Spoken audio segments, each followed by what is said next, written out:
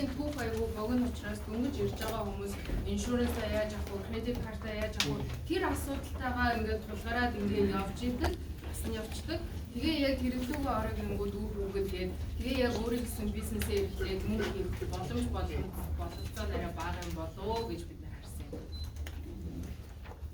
За хоёр дахь нь болохоор нүүдэлчин сэтгэлгээ. Нүүдэлчин сэтгэлгээ гэхээр одоо жишээ сумаас гараад Google дээр амар хол юм шиг соёо сумаасаа гараад аймаг ороод заавал эхлээд нөө Монголдо бодцоод тэр бизнесээ гаргах гэж бас нэг тогтолцож байгаа. Маань шууд Америкээс эхлэх бас эхлжүүл бас нэг асуудал гэж бодлоо. Яг зүгээр энгийн жишээ ингээ аваад зөнгөө яг миний жишээнээр бол чинь би бүр ингээд дорногоо сайн шин гэж сонирхох тахгүй.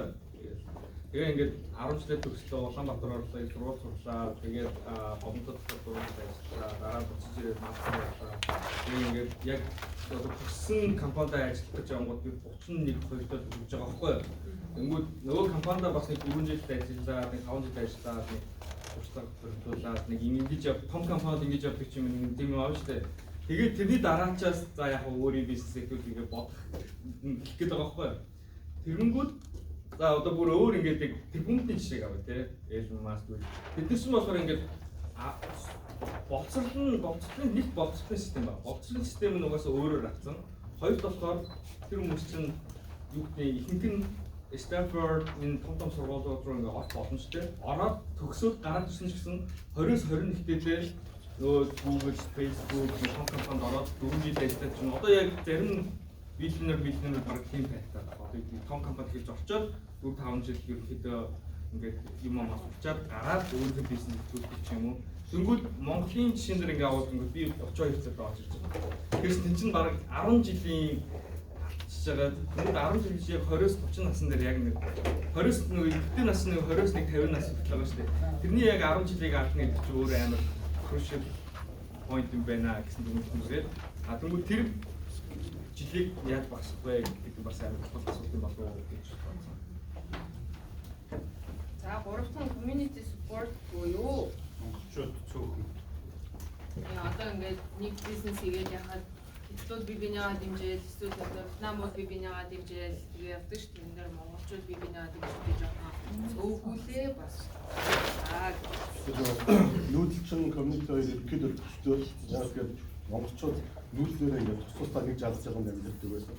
Тэгээд энэ дээрээ ч гэсэн одоо ажиллаж болохоор бүгд яг нэг өөрийгөө л бодоо яваад байдаг. Тэрнээс нэгэндээ хязгаарч өөрсдийнхөө туршлагаас хуваалцдаг байдлаас бид нар цаг авдаг тийм төслүүдийг бий болгоод байна. За ингээд ийм гурван том дөрөвт нь болохоор work ethic буюу одоо хандлага түрүү эндээс ярьж байсан. Ингээд би бол хийх юмаа хийгээд болчихно гэж дуусчихдаг. Тэнгүүд эндхийн хүмүүс бол хийсээр л идэг улам сайжруулаад хэм болоод тэр чинь одоо ажилдаа хандж байгаа хандлага юм уу илүү суурь сэтгэлгээ гэх юм аа. Одоо нэг тэр одоо тэр гадаад хүмүүс ингээд бас нэг ялгаатай юм хинхэн ажиллаж байгаа газруудаа ингээд харангуй ингээд бараг зарим хинхэн дуртай юм яваад. Тэгвэл нөгөө дуртай юм хийгээ яваад байгаа хүмүүс чинь ингээд тэнийг ингээд ажлын цаг нөгөө амьдралын цаг ерөөс хамаагүй ингээд төгсрүүл ингээд юм хийгээд байдаг. Тэр нь бас амар ялгаа байгаа болов уу гэж байна. Яг энэ хандлагаар илүү ингээд ялгаатай бүхэн Ялгахаж ажиллаа хийхгүй яг тийм бодлож хийгээд байгаа байхгүй. дурлаж хийж байгаа болохоор одоо бусад ажилчдаас илүү ялгарч гарч ирж байгаа гэсэн үг байхгүй юу? Одоо үнэлэгдэх боломжтой гэсэн үг гаргаж байна. Бид тав их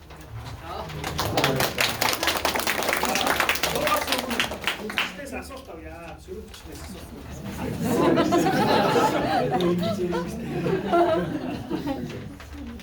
Зүг ярьж байна. За эндээс чаленж өгнө.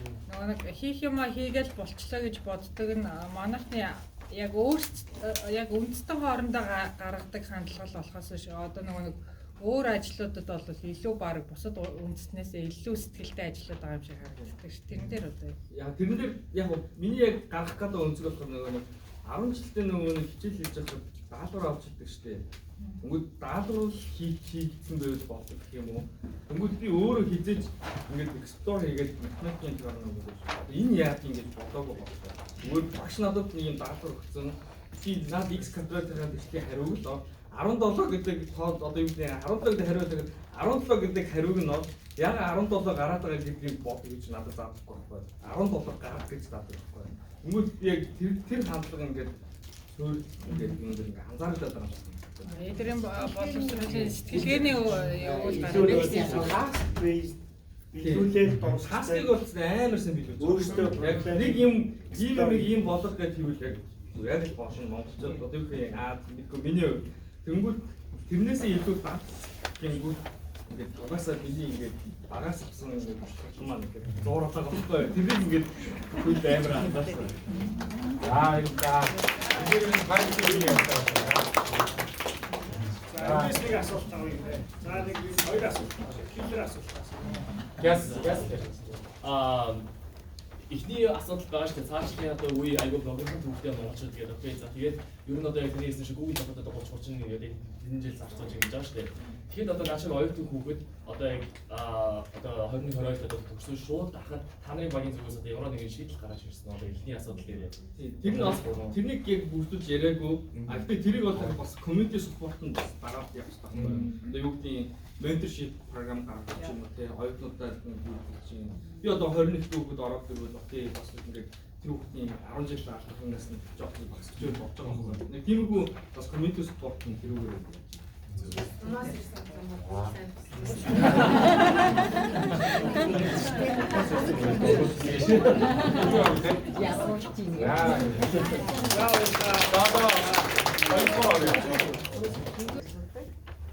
Сонсоо Johnson дурчдаг. Тэгээд Oracle софтвер ажиллаж байна. Сайн байна. Намайг Тэргэл Сарын гэдэг би Санасай State-д software engineer-ээс байна. Заяа манай хүлээс.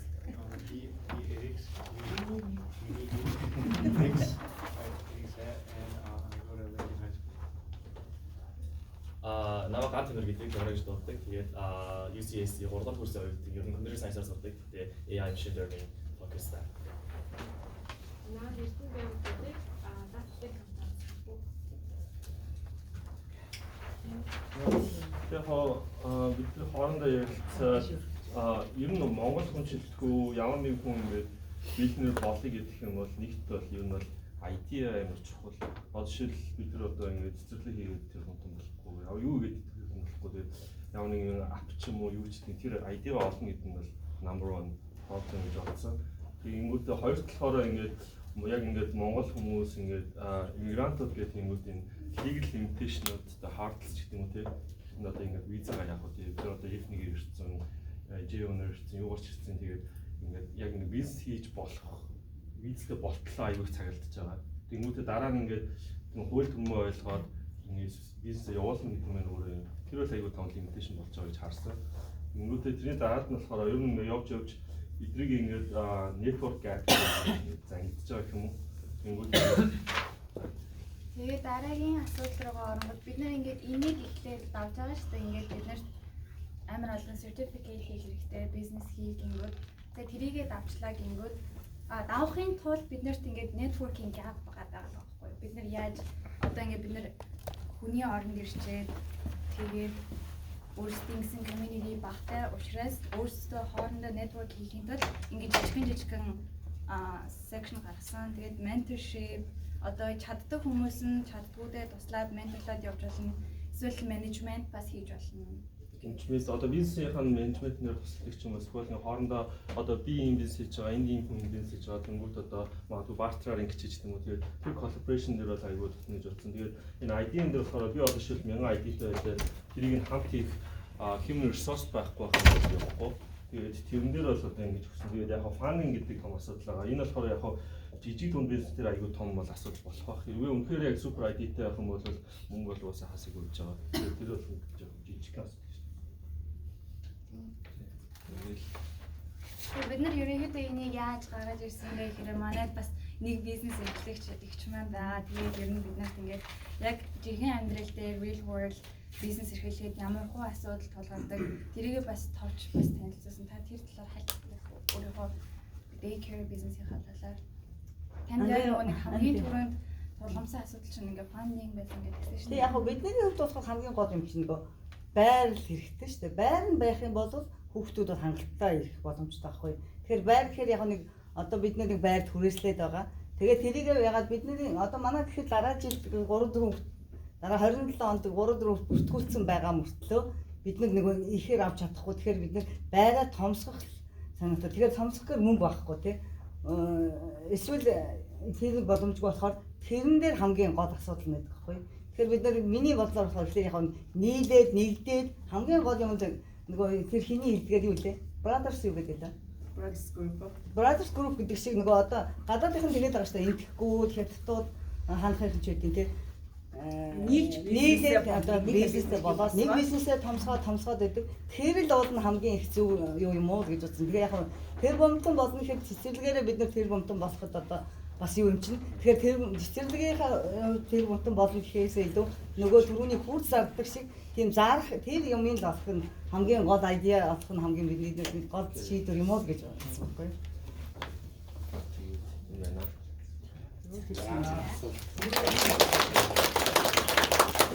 Баруун жигүүрээс жоохон санаа удаасаа ажиллаач.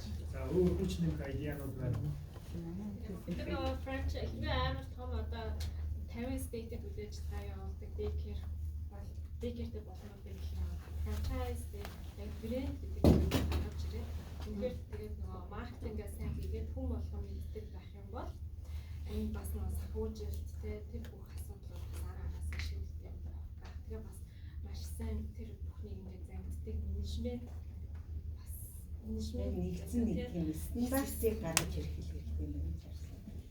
Тэгээ ганцхан нөгөө цэцэрлэгээс ингээд зогсохгүйгээр бид нэг гэж яг одоо цэцэрлэгтэй байлаа гэхэд том одоо юу центртэй ч байд юм уу. Тэгэхэд тэрэнд нь нийлүүлдэг одоо нэг заавал нэг холбоостой байж ахсан. Тэрэнд нь одоо цэвэрлэгээний байгууллага байдаг ч юм уу, хоол хүнсийн нийтг ч юм уу тэгэж бүр ингэж цогцоор нь явал зөвхөн цэцэрлэг гэж зогсохгүйгээр тэгвэл илүү бид нар амжилтанд хүрэх юм болоо гэж бид нар бас Энэ гэхэд жишээ нь ямар хуу юу байх вэ? Жишээ нь бизнес яг хамгийн их тулгардаг legal асуудал. Жишээлбэл одоо та daycare хийхэд бол ингээ specific certification хэрэгтэй байхгүй юу? Та одоо daycare нээлэг гингүүд ингээд хүний хүүхдийг ингээ шууд аваад гэртээ байлгана гэдэг чинь ерөнхийдөө illegal байхгүй юу? Тийм тул та тэрний дагуу ингээд өөрийн гэсэн сертификатыг авсан байх тий. Тэг яг тэр юун дээр энэхийн бизнесүүд бол гайгүй. Тийм айхтар тийм сургууль сураад тэдний жилийн сертификат авах гэсэн юм байхгүй. Гэхдээ тэр заавал журмын дагуу явах хэрэгтэй тий. Яг тэр лайсенс авах гэсэн үг тийм. Лайсенсыг авах гэж. Асуулт хүмүүс гараа бүрж ороо. Энд урд нэг асуулт байна тий. Би нэг зөвөр төрч хэлэх юу вэ гэсэн айдин дээр би яг энэ бизнес дээр одоо энэ яг brothers гэж сайн нийцэг надтай айгуу гоё зүйл шүү. Тэгээд тэрэн дээр энэ бизнесүүд одоо сертификат авах гэсэн шүү дээ. Энэ дээр ингээ гоё идея тэрийг брэндчилнэ. Тэр айгуу гоё идея байна. Надтай айгуу та нар айгуу гоё solution гаргасан байна зөв. Бас адилхан тэр одоо шилбэл фандинг хийхэд яаж community фандинг хийдэг вэ гэдэг жишээнүүд хэрвээ одоо багийн дотор байгаа хүмүүс мэдчихэж байгаа бол тэрийг шеэрлэх юм бол бусад Монгол community ч юм уу тэг тэднээс санаа аваад яаж тэрийг хэрэгжүүлж болох юм гэдгээ бодох хэрэгтэй байна. Одоо нэг 5 хүн нийлээ. Өнөөдөр 50 мянган доллар гаргаад энэ хүнийхээ бизнесийг босгоод өгч байна. Тэнгүүд дараа нэг хүнийх ингээд аруула бизнестэй болоод байна. Тиймэрхүү ажлууд бүх багууд хэрвээ байх юм бол одоо салгасуудын аргыг хийдэг. Салгасуудыг юм байна. Тийм. Бас нэг зочдлуудыг тэгж авдаг байсан. Тэр чинь нөгөө нэг стандарт тавьж штэ. Бид нар ч одоо энэ хүндээ бизнес авч өгчээ стандартаа тавьчих штэ. Тэнгүүд дараагийн хүний одоо тэр brothers-ийн нөгөө мемберүүд юунууд штэ. Группийн хүмүүс штэ. Одоо энэ ресторан дээр ирж бүгд шалгалт юм. Тэр стандарт нөгөө яг бизнес явуулах нөгөө стандарт өгчөж байгаа штэ. Яг тэгж явуулна шүү. Тэгээ энэ стандарт яваад зөрчигдсэн байна уу? Тэр шалгалтын хүн орж ирэхэд хоол нь буруу байна уу? Зөв байна уу? Энийг ингээд шалгаад дандаа нөгөө шалгалт орж ирдэг. Энд ингээд стандарттай явчихж байгаа байхгүй. Тэгээ бүгдийнхээ бизнесийг аюул success авах гэж байна.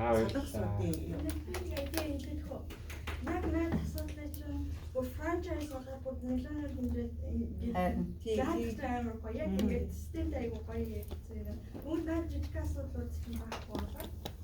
Франчайз дээр франчайз авдаг. Тэгвэл заавал Монгол Америкийн бүр ингээд болнаас. Тэгээ би энэ ихэлцлэл байх хэрэгтэй байна. Баярлалаа. Дараагийн багийнхаа явуулаа.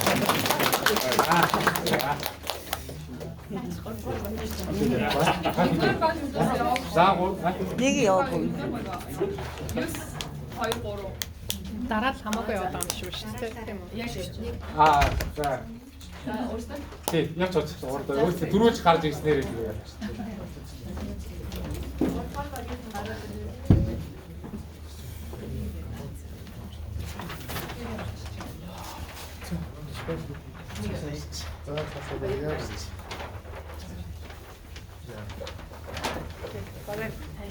Ихээ өөрсдөө